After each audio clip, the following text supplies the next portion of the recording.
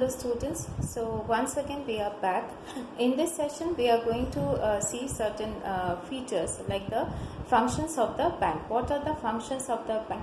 Relationship between the bankers and the customers. So we are going to learn about them in this session. So what are the functions of the banks? Accepting the deposits from the public and others. So as I said, like the bank will be accepting the deposit, that is taking the money from the customers and also other institutions, lending the money to the public in the form of the loans and other institutions, transferring the money from one place to another, that is known as remittances, that is transferring the money. Suppose you are in Bangalore, you want to transfer the money somebody who is in Hyderabad, so through the bank, by doing the transaction you can send the money.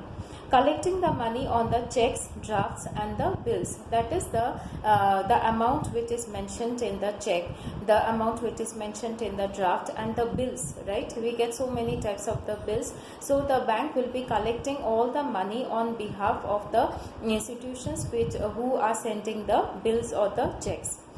Discounting of bills, that is, you see that nowadays on certain bills you will get certain discounts if you are using the debit card or the credit card of certain banks. So the bank is also giving certain discounts on those bills.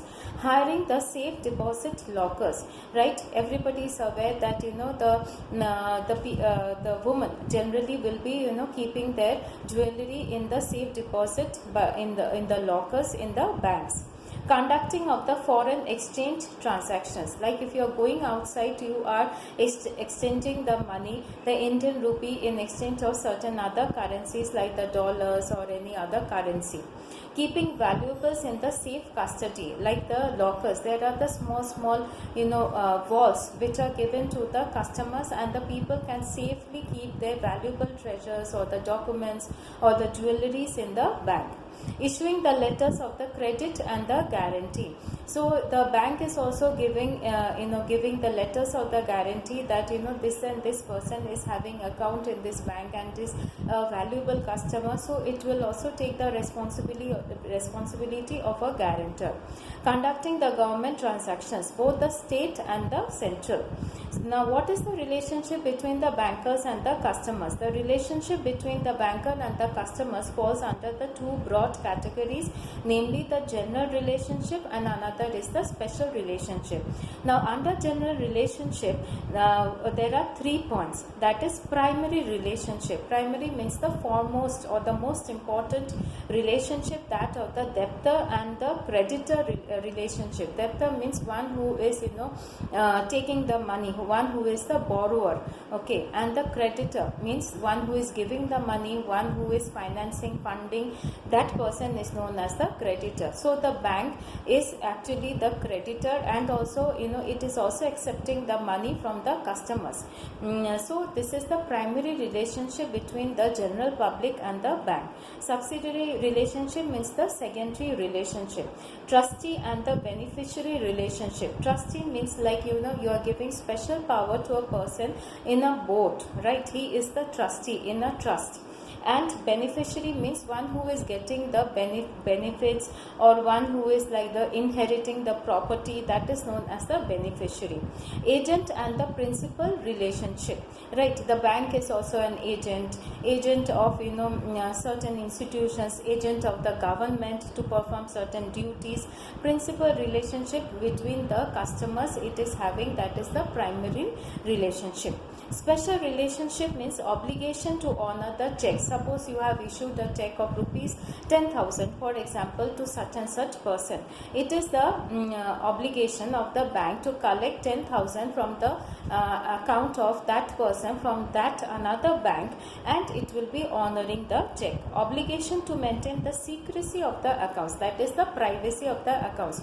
No one can come and ask how much amount of money you are having in this and this account. So the banks are also having a certain amount of privacy. Services offered by the banks. Debit card and the credit card, I am sure all of you must be aware about this.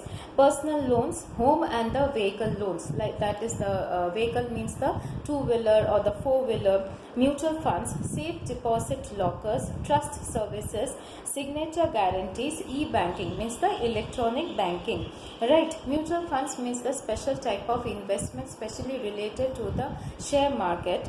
Safe deposit lockers, where you are keeping your jewelry and the valuable documents. Trust services means the an organization in the form of a trust will be having certain accounts in the bank, and they will be conducting the business through the bank. Signature means the bank will take the guarantee, will be acting as a guarantor that the signature of this and this person has been is this, and the bank stands as a guarantor for that person. E-banking means the online transactions. So these are the functions of the bank. Now we are going to see the banking transactions. Okay, what do you mean by the banking transactions? Any sort of activity involving in the money or the exchange of the money in an account is viewed as a bank transaction. That is, you are debiting, you are crediting, you are taking out the money, you are depositing the money, everything is known as a bank transaction. Banks and institutions that deal with the money. Banks keep the money of the customers in the form of the deposits, and the money thus collected is lent to the customers who need the money as the loans. Okay, deposits are like like the amount of the money you want to keep it safely in a bank. Suppose your salary is 20,000, and 20,000 you want the money to be credited in your bank account. Whenever you need it throughout the month, you will withdraw the money. That is, the deposit is the 20,000 which is given to the bank, right? These loans are called the bank loans. So if you are taking a loan from the bank, for example buying a two-wheeler or construction of the houses, you are taking a loan. These are known as the bank loans.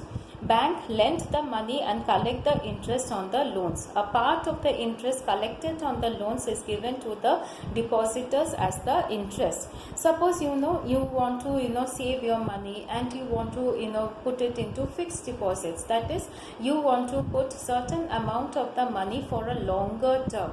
Suppose your savings is over 50,000, and 50,000 amount of money you want to make it as a fixed deposit for 5 years. So the bank will tell, okay, you are welcome to put the money of 50,000 as a fixed deposit. We will be paying you a annual interest. The bank also provides interest to the customers who are keeping the money in the bank, right? So it does not only take the interest from the customers as the loans, but also if you are keeping a good amount of the money, it will be also paying you interest. For example, in the savings account, the interest paid annually is 3.5%, and for the fixed deposits, term deposits, recurring deposits, the bank pays above 8% interest. It depends on the government rates. This interest forms the income to the depositors. So this is an income for the depositor, means the person who is keeping the money in the account. Banks invest the customers' money in the national and the international businesses and increase their funds. So the bank, as we all know, is a financial institution. It deals with the money and it engages in the financial transactions. That is, it is concerned with the debit and the credit of the money. So it will also fund certain projects both nationally and internationally, and it is a profit seeking organization. All the banking transactions in India are controlled by the Reserve Bank of India, which is known as the mother of banks, or the Bankers Bank, or the Central Bank of India. Please remember this. All the banking transactions means the head of the banking institutions in India is the Reserve Bank of India. It is known as the Mother's Bank, Bankers Bank, or the Central Bank of India. RBI formulates the monetary policy which should be followed by all the banks, right? So the RBI is the chief bank or the central bank, and it plans all the policies which other banks have to follow. Today we have State Bank Group, 20 nationalized banks, 21 private banks and 19 foreign banks. The network of the banks consists of 8,000 bank branches. There are rural banks, regional banks, government and the private banks also. So how many nationalized banks we are having? We are having 20 nationalized banks, 21 private banks and 19 foreign banks. Okay, so there is a huge network of the banks in the villages as well as the towns and the cities. The recent development in the banking industry is the inclusion of the post offices into its fold, right? So the post offices are also conducting the functions of the bank. The Indian Postal Department is planning to start a bank to be tentatively called the Postal Bank of India, with the network of the post offices spread all over India. So wherever you will find the post offices, you will also certainly find that they are also offering bank services. They are known as the Postal Bank of India. 90% of them are in and around the semi-urban and the rural areas. So nowadays the village people, the post office generally they offer the bank services to them. The department is already providing various financial services, including a post office savings bank, issuing of the national savings certificate. There are various savings schemes which are implemented by the government, and through the post office they can implement all these policies. The government schemes, plans, policies can be implemented through the post office, and various savings schemes are also available, like the Kisan Vikas Patra, monthly recurring deposits, postal life insurance, pension payment, money transfer, etc. The postal department is promoting a capital investment of 1,000 crores for the bank transactions. It will be set up as a subsidiary with the postal department. Subsidiary department means the secondary department. So it will be set up in the post offices itself, and the post offices will be offering the banking services as well as the government plans and the schemes for the upliftment of the poor people. So the post office is also providing the banking services, and it is known as the Postal Bank of India. Thank you for watching the session. Hope you have enjoyed it.